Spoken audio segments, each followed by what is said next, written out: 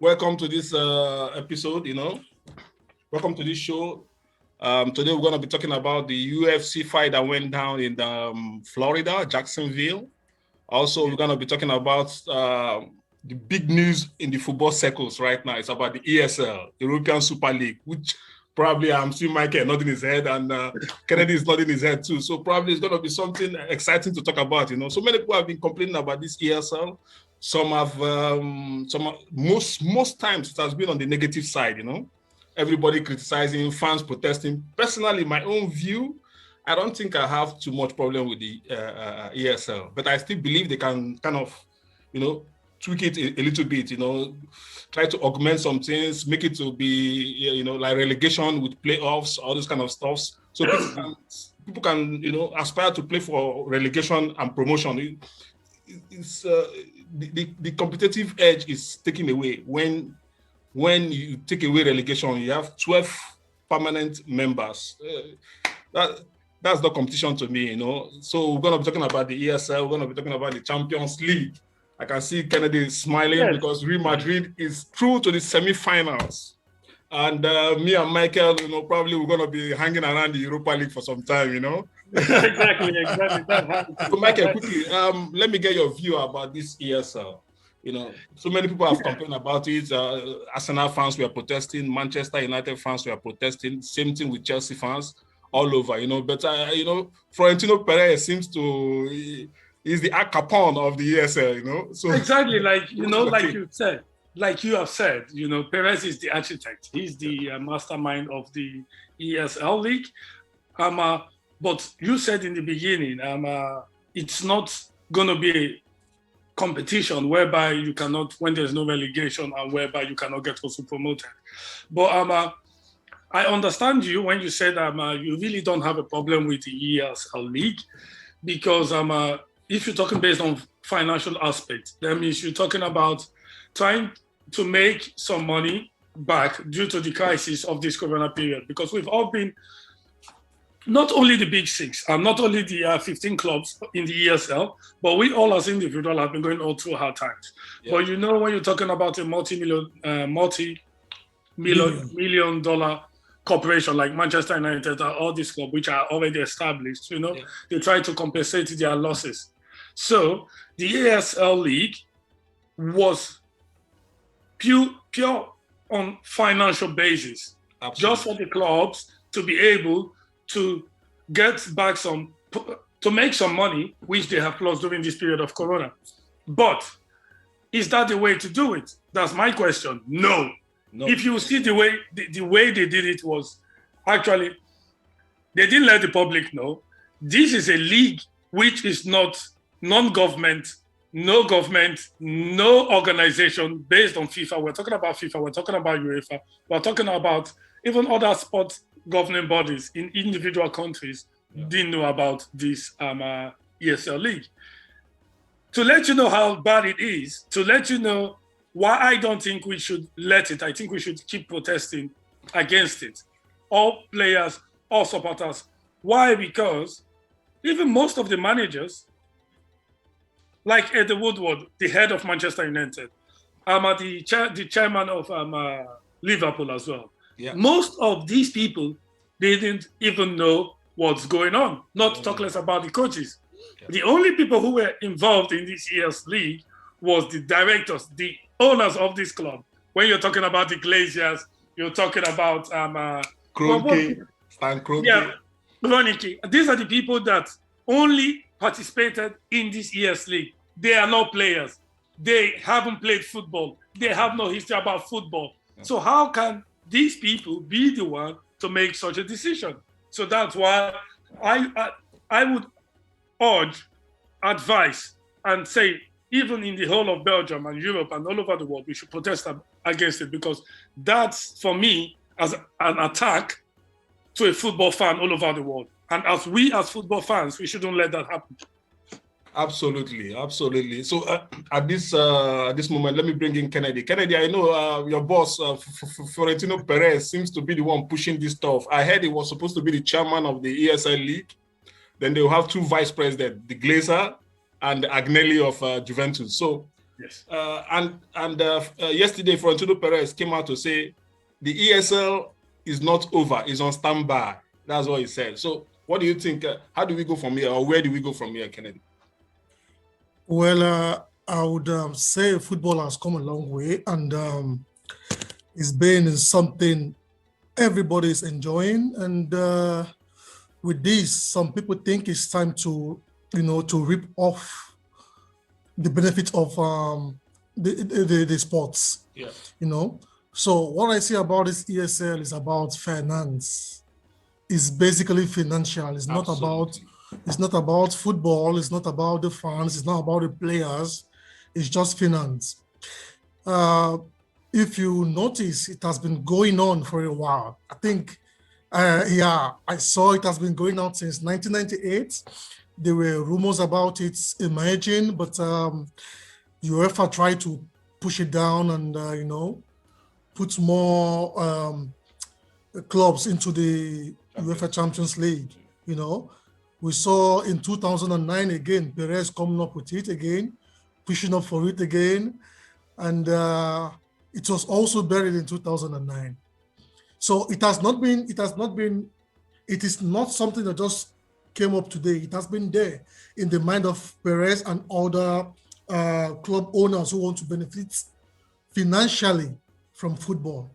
So the main aspect of all this going on now is not about the game, it's about the financial aspect of it, which I think is actually wrong, because if you hear how the money is going to be shared among the clubs, you will know that the bottom league clubs will be at a lose at the end of each football year, because if these clubs share this huge amounts of money among themselves, I mean, they're going to replenish themselves and make their clubs big clubs, So this is to the disadvantage of the smaller clubs who are going to compete with them in their domestic leagues. Yeah. So I am particularly, I am of the suggestion not to allow this ESL hold, because it's gonna be where you have the terminators against the humans. So it's gonna be enriching the big clubs. Yeah. They make profit from it. They sponsor themselves, make profit and fight against the smaller clubs in the domestic leagues. Absolutely. So to me, I don't think it's actually balanced, because I'm all about balance, having a balance in the football world. Absolutely. So I am not in support of it, even though Perez is the one championing for it. Yeah. I am not in support of Perez at Absolutely. all. You hit a point there, which is the balance. It's the balance that happens to be the problem. The balance, like Michael said, this balance can include bringing the fans into the idea. Right now everything seems to be like a mafioso arrangement. These guys went behind everybody. They organized something quite all right. I like, personally, I don't have a problem with it. Like I told you, man, I want to be playing Barcelona, Real Madrid, Manchester United, Chelsea, Liverpool every day. Not every day, most times. But the problem about that, if I can comment, the problem about that is, if you keep playing them every time, all the time. I mean, for the first 2-3 years, it's going to be fantastic. Not all the time. To have Barcelona play Liverpool, to have Arsenal play Madrid. But if you continue this, in 10 years, it's going to be boring. If you have Arsenal play Barcelona every year, you have maybe Bayern, if they're going to join, play Madrid every year. I think after 5 years, it's going to be boring. Football is going to be boring. Yeah, so that's what I think about it. Let me bring Michael in here. To let you guys know something. See, what Perez is trying to do is what UEFA did already. Look, we all know it's a means of making money. UEFA started it with the Europa League Cup in Europe, whereby you have this European Nation League, which they created. You could see most managers were against it. You know why? Look, I'll tell you something. What we love about football, we like goals, pace, skills. How can we get this? Drama. That is what we love. We love celebration. Okay.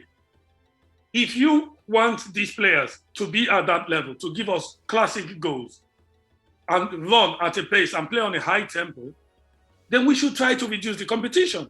So at the first part of it, we shouldn't look at just the financial aspect of it. We should look at the physical health of the players. Because if you are talking about people who play Champions League, who plays club competitions, who's going to play Europe League, and what quality of football do we expect to have? That means the quality of our football will depreciate. This is why you see in the Premier League, teams like Liverpool or teams like Manchester City, after a certain time of play, they have to drop because they can't keep the consistency of the high tempo just because of the too much competition. So for me, Perez was just being greedy, trying to make money because he's seen UEFA has made that step by creating the Nations League, but he did see that this provides revenues for all countries, not only for UEFA itself, but for every individual country. So that was why, even the competition of games, of the amounts of games that they have to play, is going to eventually be more.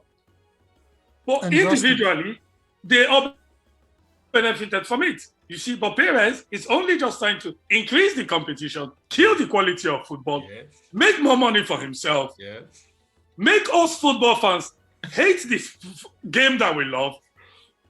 Perez should leave Madrid. I think the Perez, the what is this guy, the club owner from Juventus, Agnelli, and the Glazers, they should all step down.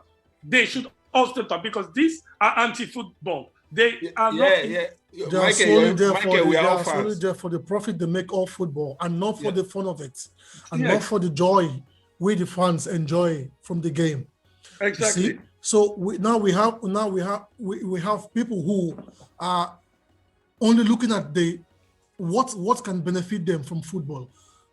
Personally, to them, and not for the fans, not for the players, because they actually just push the players aside by not thinking of the health of the players. Because if you have more competitions coming in, and you have the same players playing in international league, in domestic league, in the Champions League, and in this ESL, then it's going to be too much for them. It's going to be overwhelming for them. Exactly. So they didn't actually think about these players when they put all this in thought and to give us this. Let me make a clarification. I don't think if the ESL picks up, I don't think the 12 clubs or the other clubs, we have Easy joining us right now. Easy, you're welcome to the Sports Hangout.